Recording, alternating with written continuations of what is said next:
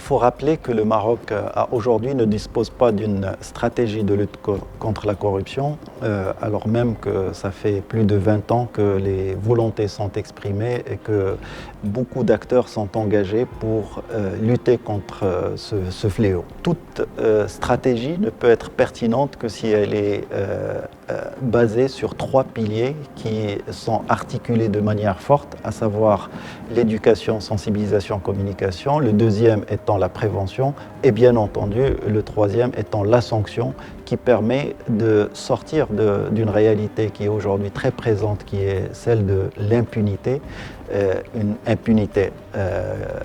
installée dans la réalité, mais aussi qui est beaucoup plus fortement dans le sentiment de l'opinion publique. L'impunité est un élément qui décourage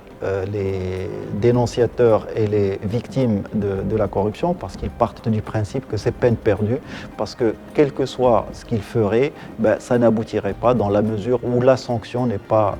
au rendez-vous et par conséquent, ils ne pourront pas avoir gain de cause et ils ne pourront pas faire reculer le phénomène. Donc, sans une lutte contre cette réalité de l'impunité qui est pratiquement la règle, on ne pourra pas prétendre à une vraie lutte contre la corruption.